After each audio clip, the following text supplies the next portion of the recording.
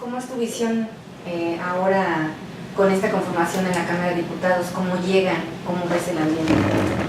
No, yo veo un ambiente muy bueno en la fracción que llega de Morena, de la coalición Juntos Haremos Historia, con mucho ánimo y una fracción con mucho talento, llena de jóvenes, de maestros, maestros, maestras, de empresarios, de luchadores de toda la vida que han acompañado al movimiento, que han acompañado a Andrés Manuel durante más de 20 años, y gente que nunca había estado en la política también, hasta que esta oportunidad que nos dio Morena de abrirse, de incluir a gente de todos lados, pues lo vemos ahora reflejado en una fracción parlamentaria que yo digo que vamos a hacer un trabuco ahí en San Lázaro. Las propuestas que llevan, o que serán las principales propuestas para empezar el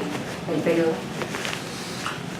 La gente votó por un cambio. La gente quiere ver el cambio no solo en el gobierno federal, también en el poder legislativo. Entonces hay dos grupos de llamarlo así, de reformas. Una, las que tenemos que hacer al interior de la Cámara, y ya la agenda legislativa. Al interior de la Cámara sí tenemos que provocar cambios importantes. Tenemos que acabar con esta figura del diputado rodeado de excesos, de privilegios, de la protección del fuero. Tiene que haber una austeridad republicana, acorde con lo que está planteando el presidente electo para el gobierno federal. Pues cortar todos estos excesos, ¿no? Disminuir todo el tema de viáticos, viajes, cancelar partidas de automóviles, de seguros de gastos médicos, de telefonía, comidas. Tiene que haber una austeridad, revisar todo esto que se ha venido creando en la Cámara en los últimos años, comités, comisiones especiales. Tiene que haber un análisis muy cuidadoso del presupuesto, tenemos que generar ahí ahorros. Y también un tema que puede cambiar de manera radical la actuación de la Cámara y también la imagen de los diputados, el tema del moche. Tenemos que erradicar el tema de los moches en la Cámara.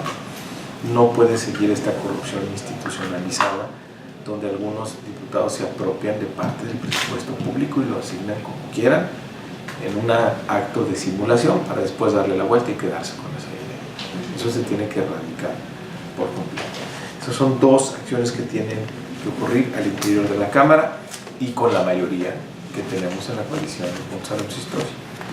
Ahora, y luego viene la agenda legislativa, que la gente dijo el 1 de julio, queremos que Andrés Manuel sea presidente y queremos darle el número de diputados y senadores para que lleve a cabo las reformas que nos está proponiendo. Sí, nos dio la mayoría. Entonces, pues tenemos la agenda, tiene que ver con los compromisos que se hicieron durante la campaña. Hay temas que son inmediatos, que tienen que ver con el presupuesto de 2019. Les pongo dos ejemplos. Uno, la reforma a la Ley Orgánica de la Administración Pública para tener otra vez la Secretaría de Seguridad Pública, que quisiéramos hacer esta reforma en septiembre para que ya en el presupuesto de 2019 pues venga a presupuestar esa Secretaría y no perdamos tiempo, sino que se ponga a trabajar de inmediato. Cuando arranque el gobierno, pues ya entre en vigor esa ley, tengamos esa Secretaría y en el presupuesto 2019 pues ya vengan los recursos.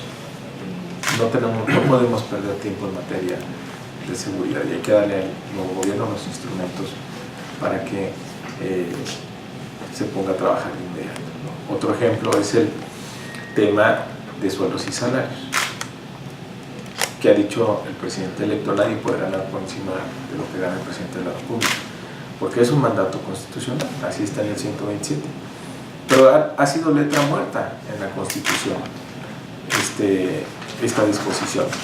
¿Qué tenemos que hacer? Una ley reglamentaria de ese artículo constitucional para ordenar todo el tema de sueldos y salarios, construir bien la pirámide de toda la administración a lo largo y ancho del país para que se cumpla que nadie gane por encima del presidente y que ya todo el tema de sueldos y salarios en el presupuesto de egresos del año que entra, de 2019, ya venga calculado bajo esta disposición, bajo esta ley. Y que tengamos de manera permanente que el gobierno le cueste el mismo salario. Entonces son dos casos, digamos, temas que tenemos que abordar inmediatamente porque tienen incidencia directa en la discusión del presupuesto de egresos de 2019. Y luego viene una serie de reformas que tienen que ver con los compromisos que se hicieron en campaña. Por ejemplo, el combate a la corrupción. Esta idea que tiene el presidente electo de empezar de arriba para abajo, es decir, quitarle la inmunidad al presidente para que pueda ser juzgado por delitos de corrupción o delitos electorales. El fuero. Quitarle el fuero al presidente en funciones. Y de ahí pues todos para abajo, ¿no? Y que además estos delitos se conviertan en delitos graves, que no tengan derecho a fianza. Corrupción y delitos electorales. Otro tema fundamental, Andrés Manuel ha dicho, vamos a utilizar este gran bono de legitimidad para tener una democracia verdadera. Entonces vamos a quitar todos los candados, trucos y demás que hay a los instrumentos de participación ciudadana, como el referéndum, el plebiscito, las consultas. El mejor ejemplo es que está en la Constitución la consulta y no se pudo hacer la energética, que era ideal para que la gente decidiera sobre el patrimonio del país. Y por un tema ahí de definición en la ley, la Corte dijo no se puede. Entonces hay que quitar esas restricciones que no permiten de verdad utilizar esos instrumentos de participación para que la gente decida cada vez más en los asuntos de mayor relevancia del país. Otro punto también que fue una de las promesas importantes de campaña, la revocación de mandato. Mucha gente dice que ¿qué van a hacer con tanto poder? Y a lo mejor Andrés Manuel se vuelve autoritario porque tiene las dos cámaras. Al contrario, ¿qué está diciendo? Vamos a modificar la Constitución para que haya revocación de mandato y a la mitad de la administración decida la gente si quiere que sigamos o nos vamos a nuestra casa. Entonces, profundizar la vida democrática del país. También se va a modificar ahí se va a reglamentar la revocación de mandato. Otro tema muy relevante es acabar con el mito de que el salario mínimo no puede subir. Durante muchos años no se tocó este paradigma. Se decía que tenía efectos macroeconómicos indeseables como inflación y pues el salario mínimo perdió más de la mitad de su valor en los últimos 30 años. Entonces es el momento de que la gente empiece a recuperar su poder adquisitivo. Claro, hay que hacerlo con mucho cuidado, hay que hacerlo de manera gradual, pero ya quitarnos este mito de que no puede crecer por encima de la inflación porque entonces viene el desastre. Eso ya no es cierto, ¿no? Otro tema que tiene que ver con las promesas que se hicieron en la campaña es el tema de la reforma educativa.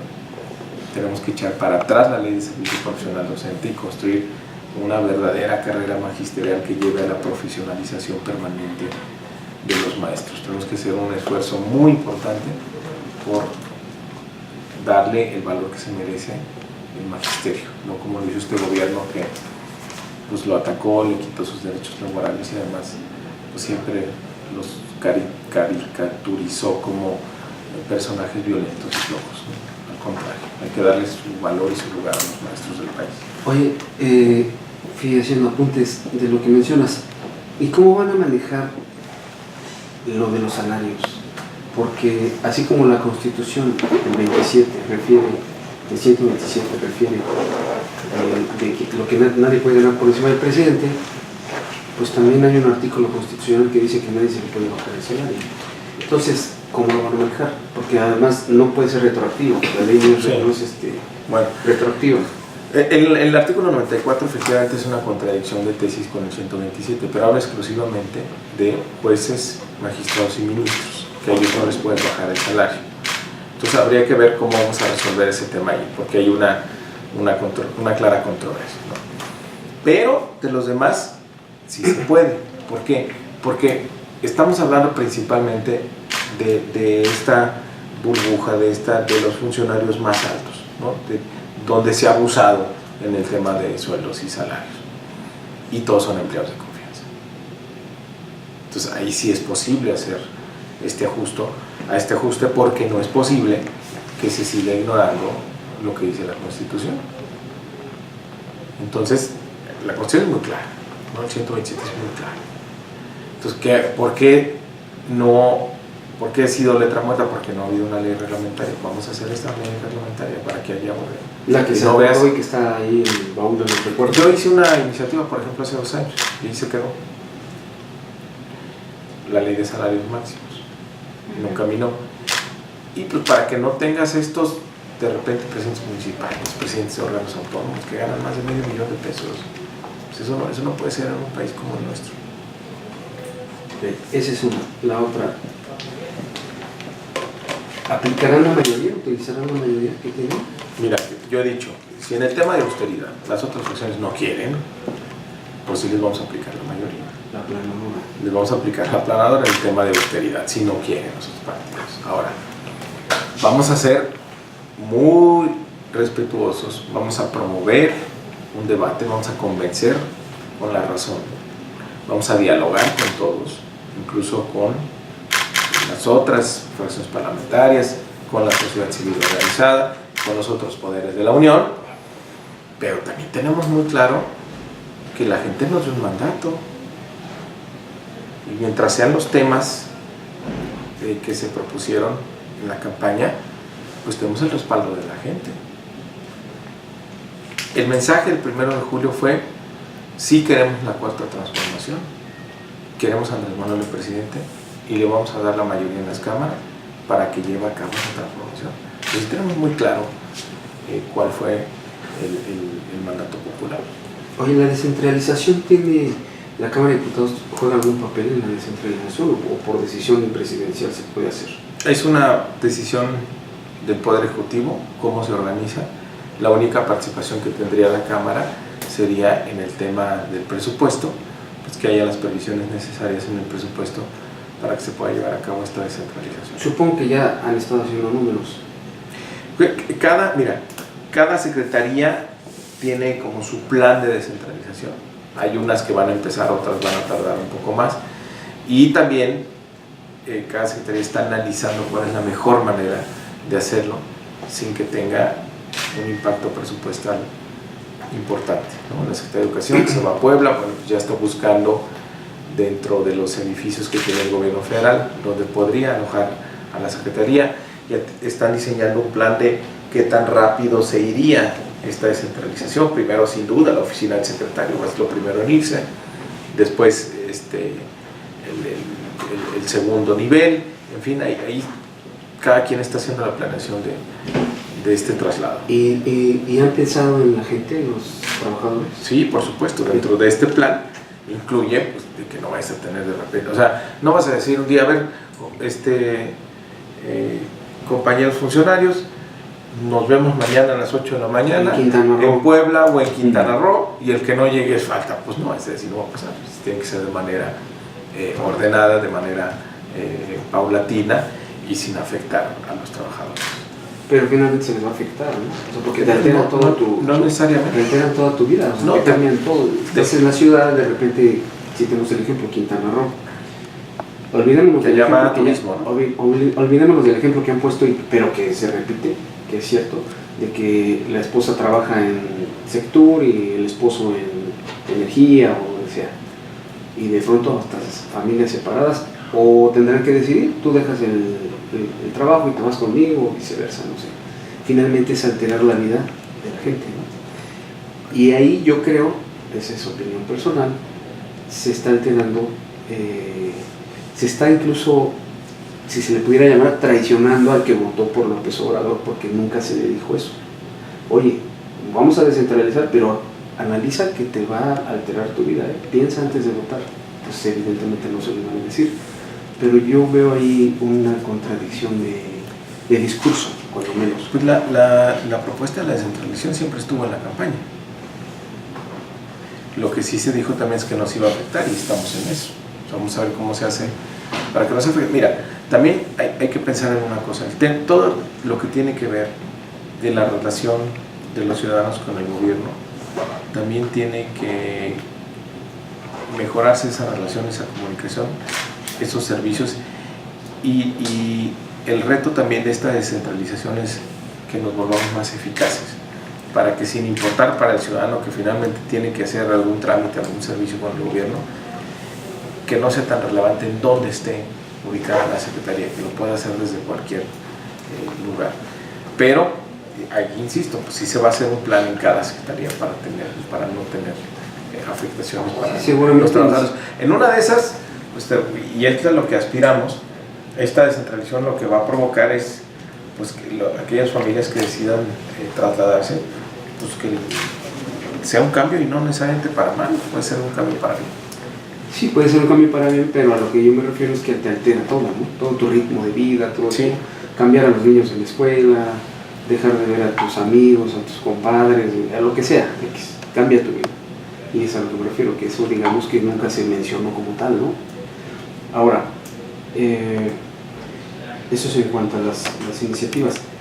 En lo político, en lo individual, ¿cómo vas con lo de la coordinación?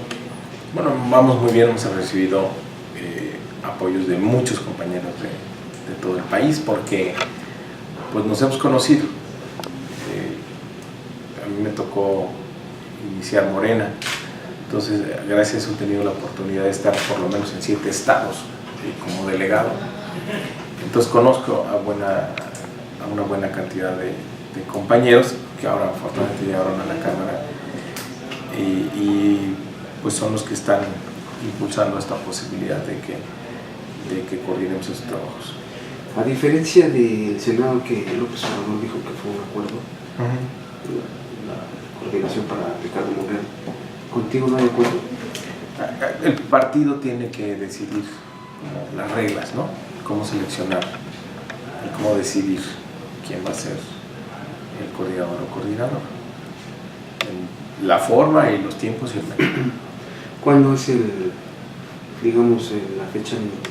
La fecha límite pues tendría que ser el 29 de agosto, que es la sesión. El día que se instala. El día que se instala. Sería muy recomendable que ya hubiera ahí que se hiciera antes, ¿no? Sí, que se hiciera antes, porque hay varias tareas que se tienen que organizar, ¿no? Desde incluso hasta la parte, la menos importante, pero finalmente cuenta la parte administrativa, de espacios, y también ya de empezar a organizar el trabajo. Estamos hablando aquí de que queremos reformas lo más pronto posible para que se pueda organizar el presupuesto. Entonces, mientras más tiempo le demos al equipo económico, mejor. Sí, entonces ya hay que llegar ya cosas planchadas, ¿no? Con temas avanzados, sí, sin duda. ¿Nunca pensaron durante la campaña, en las pláticas, en el cuarto de guerra, nunca pensaron en la UNAM, en ampliar, en que crezca la UNAM? Porque la UNAM no ha crecido en 30 años, 35 años. No hay una preparatoria nueva, no hay un CCH, no hay una facultad nueva. Y cada año vemos que los jóvenes hacen examen para ingresar y rechazan de 300,000 aspirantes, rechazan a 280,000 o sí. No sé la cifra, la desconozco con precisión. No pensar, a nadie se le ha ocurrido plantear eso, que crezca la UNAM, que crezca el POLI, que crezca la UNAM, la oferta educativa. No, bueno, uno de los ejes centrales de Andrés Manuel son los jóvenes y que no haya rechazados. Es una propuesta que ya está, y si te lo puedo comentar, está dentro de los trabajos que está haciendo el equipo de transición, ya la planeación para que no haya rechazados. El presidente electo lo anunciará, pero se está poniendo en un plazo muy corto para que se haga realidad esta promesa de que no haya rechazados. También, al mismo tiempo, se está atendiendo a aquellos jóvenes, se van a atender a aquellos jóvenes que ya están fuera de todo, del sistema educativo, de cualquier oportunidad de empleo, y que son la carne de cañón de la delincuencia o de las adicciones, que es el programa Jóvenes Construyendo el Futuro. Tenemos una deuda con la generación más grande de jóvenes, que es la que tenemos actualmente, que no nos preparamos como país para abrirles oportunidades. Entonces, Este programa Jóvenes Construyendo el Futuro está enfocado a 2.3 millones de jóvenes que están fuera de la escuela, fuera del trabajo, y que se les va a vincular a una empresa como aprendices para que se romper este círculo vicioso de que a los jóvenes no les dan oportunidades porque no tienen experiencia, y no tienen experiencia porque nadie les da una oportunidad. Va a tener un impacto muy favorable ese programa. 2.3 millones de jóvenes es igual al número de estudiantes que tenemos en la educación superior en todo el país, de ese tamaño. Y también pues queremos parar, el observador quiere parar pues este flujo de jóvenes que se salen de la escuela antes de tiempo, donde tenemos la mayor deserción en preparatoria. ¿Cuál es la propuesta? Hacer el programa que se hizo aquí en la Ciudad de México, de Prepa Sí, que es becar a los estudiantes de preparatorias públicas a nivel nacional. Entonces va a haber este programa de becas para los jóvenes en educación media superior para que no abandonen la escuela. Entonces, yo creo que también, ¿por qué se convirtió en porque era el único que le hablaba a los jóvenes y el único que presentó una propuesta consistente para los jóvenes? Y el meter a la parte de las pensiones, que antes eran nada más el apoyo del 65 y más, ahora incluir a los que tienen seguro o ISSSTE, ¿no agranda el presupuesto? Sí, lo agranda. ¿Sí se logrará? Sí, ¿Se logra? Sí. No solo eso, es incluir a ellos, hacerlo universal, pero además duplicar el monto que se tiene actualmente. Eso me queda muy bueno, pero digo, el hecho de agrandar Sí, se tiene estimado dentro del costo que se va a tener, y porque la idea es que sea un derecho universal. ¿Ya vieron de dónde van a salir los 500,000 millones que se requieren? Sí. Los calculados. Se está haciendo ya un trabajo en el equipo económico para tener estas reasignaciones. Te diría, son 3 fuentes. Primero, todo el programa de austeridad, que va a generar ahorros de manera inmediata. No es que en el largo plazo igual iba a haber ahorros, no. Ya todos los recursos los vas a ver en el 2019, vas a tener ahorros. ¿Cuánto representa la austeridad, esos ahorros? Te doy el monto agregado. Después tienes reasignaciones, es decir, reasignaciones de programas que tendrán que incluirse en otros. Ahí hay un monto también importante.